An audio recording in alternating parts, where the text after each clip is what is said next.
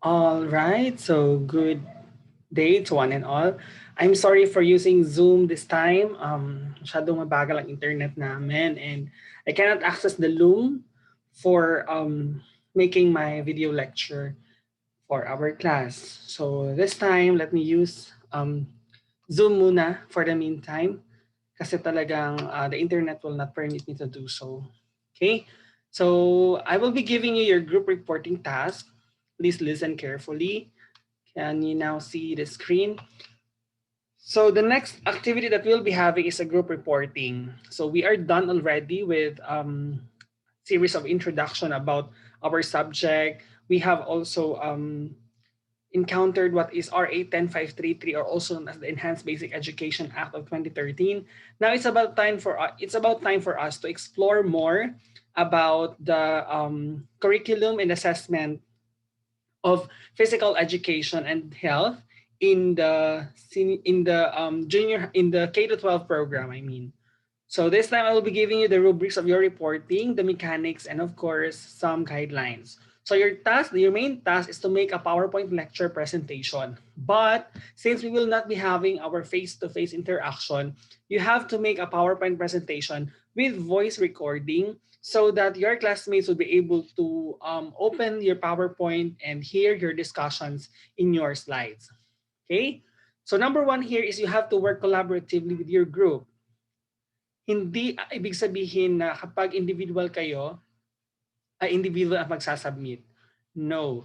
Kailangan, you have to work collaboratively with your group even if you assign your group members with different tasks. Kailangan nyo pa rin i-consolidate lahat ng mga outputs ng mga group members ninyo to come up with one PowerPoint presentation only. Okay? So, para iisang file lang dapat per group. All right. Now, for group number one, you have to clearly discuss the introduction and framework of K to 12 curriculum for physical education and health. Okay? So, anong ibig sabihin nito? I will be discussing later then. Now, for groups number 2 to 13, you have to clearly discuss the learning competencies found in every grade level of the K to 12 curriculum for PE and health, and cite example assessment or tools, or should I say mode of assessment, that we could use to evaluate if the competencies have been achieved. For number 4, for group number 14, you have to clearly discuss the DepEd Order number 8, series of 2015. Okay? So guys, so let's start with group number 1 muna. For group number 1, ito yung mga members ng group number 1. Hindi ko na babasahin para hindi siguro masyado matagal yung ating video. Okay? But your main task is to report or to make an interactive PowerPoint presentation about K to 12 basic education curriculum, the curricular framework, pages 2 to 11. Okay? Sige, so let me open this one muna ha for the meantime.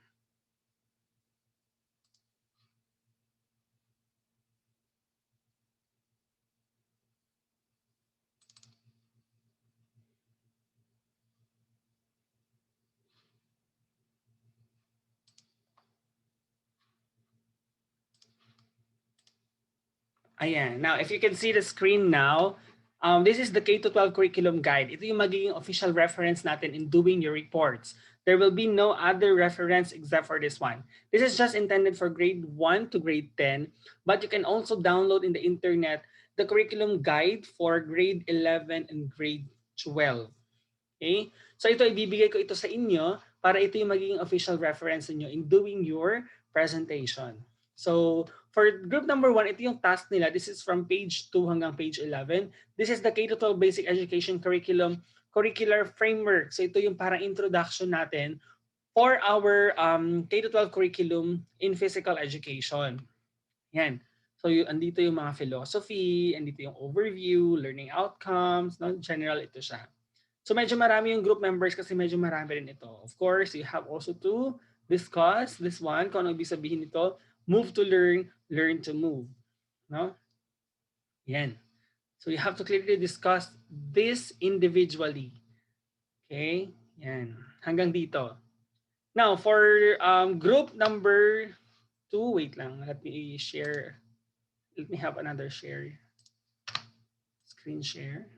Ayan. For group number 2 to um,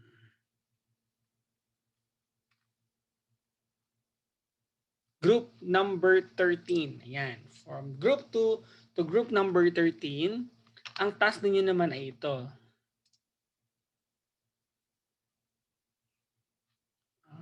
Wait. Ayan.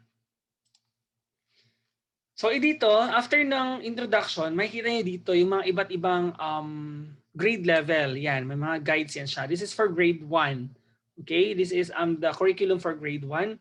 So all you have to do is to copy this one. You know, this is the content standards, performance standards. Ang magfo-focus talaga tayo itong learning competencies na ito. No? So ano ba itong nasa learning competencies na ito? Ito yung mga competency na kailangan nating ma-achieve dun sa particular topic or content. Okay? So, in making this one, you have to follow this this format. Ayan. So, for example, for this one, this is curriculum guide for grade 1 physical education and health. Ito yung gagayahan ninyo ha. Dapat ganito yung format ninyo. Regardless of the design, you can put extra designs on it, but make sure that it is quite formal. Ayoko yung masyado siyang artistic kasi hindi siya suitable na for formal lecture. So ganito lang siya. All you have to do is to put the title, then you enumerate your group members right here. Tapos dapat ganito yung makikita natin. Okay, so ito, content, yung kanina, content standards, performance standards, and learning competencies. Saan ko ito nakuha lahat? These are all found in the curriculum guide. No? So ang gagawin ninyo, focus on the learning competency. For example, the number 1 is describe the different parts of the body and their movements through enjoyable physical activities. Now, as your task, you have to clearly think, you have to meet as group, you have to discuss, you have to share ideas and brainstorm on what kind of assessment or what tools can we employ or can we apply to meet the learning competency na ito or to evaluate kung na-achieve ba ito siya. So for example, this is the learning competency kanina. Ang isang example na assessment ay identification of the different body parts through games and other fun activities. No? So, but you have to explain to me kung bakit ganito yung gusto mong assessment, kung bakit ganito yung nararapat. You can state theories in education or principles of teaching learning or perhaps philosophies behind it na kung bakit ganun yung proposed na assessment ninyo. For example, since considering they are grade 1 pupil and they are on the play stage, so you are proposing to have a games and fun activities because having a formal form of assessment is not effective to them because they are not yet ready for it. Okay, their mind or their capacity is not are not ready for a complex way of assessing their learning. So kailangan ganito lang siya, games and fun activities siya because their age or their age is for games and fun activities pa lamang. Something like that. Paano niyo lalagyan siya ng discussion? So ito, hindi niyo na ito kailangang, I mean, yung discussion ninyo, yung explanation ninyo dito sa table na ito, hindi niyo na kailangang ilagay dito lahat. So all you have to do is to go to insert, tapos audio, tapos record on my PC. Yan. So pag mag-record, sorry, mali. Insert audio, record audio pala. I'm sorry. You have to click record audio. Then, pindutin mo ito. Tapos pag mag-start na siya, you can also start explaining. No? Explain mo na, i-discuss mo na yung table mo. After that one, you have to click this one. You have to click OK. Tapos, ito na yung discussion mo. No? So, you have to place behind this. Tapos, you have to go to playback. Then, you have to change this to automatically. Para nang sa ganon, kapag ni-next itong slide number 2, automatic nang magsasalita yung PowerPoint presentation. By having this one, kahit na wala tayong face-to-face, you are creating an interactive PowerPoint lecture through your voice recording. Ha? So pag may mga questions kayo later on, dun na lang sa group chat natin. Okay? So ito rin, yung title page natin, lagyan nyo rin ng introduction ninyo. So audio, record audio, tapos record kayo. You have to introduce your topic and your group members as well. Okay? Saan na yan? Ayan, ayan. Then place this here, tapos playback tayo, and then set this automatically. So ganun lang, no? Then you have to add slides to add more. So, ano yung focus natin nga kanina? Ay, ito pala. Ano nga yung focus natin? So ito lang yung focus ninyo. All you have to do is to copy this one, this. Ito. Itong mga nandito.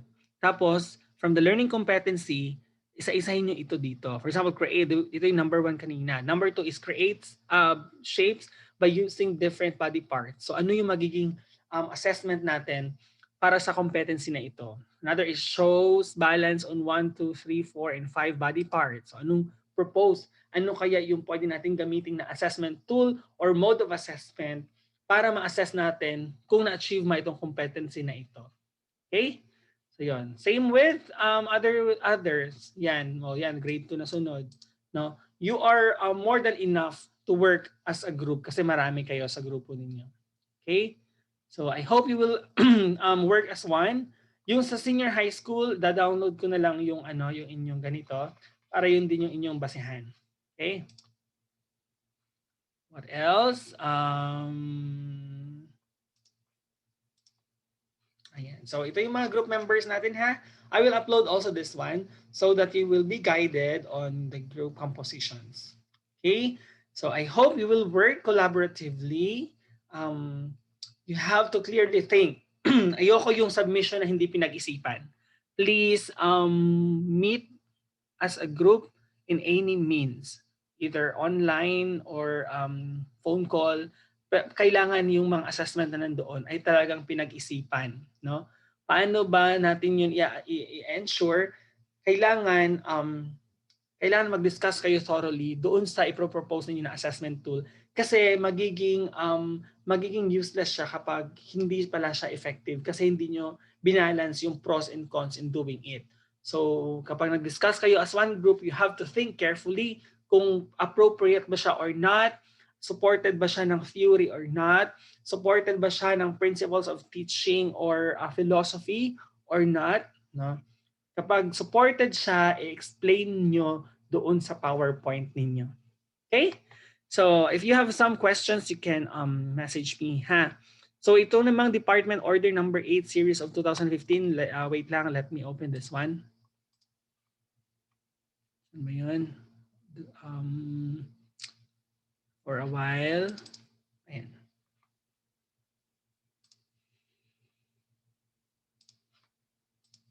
Ito. So this is the Department Order number 8, series of 2015. This is the policy guidelines on classroom assessment for K-12 basic education program. So marami kayo doon kasi medyo marami rin ito. All you have to do is to, of course, discuss every section of this Department Order kasi importante ito siya. Kasi this is for the assessment in the basic education. So yeah, theoretical basis, what is classroom assessment, na yung ganon. Pero you don't need to put all of this text doon sa inyong presentation ha, kasi meron naman kayong meron naman kayong voice clip for your discussion. Kung meron kayong pictures na pwede i-provide, you provide. Tapos minimal lang ng mga text para hindi siya boring. Kailangan marami yung discussion ninyo kesa sa yung mga binabasa ng mga audience ninyo. Okay? So, yan.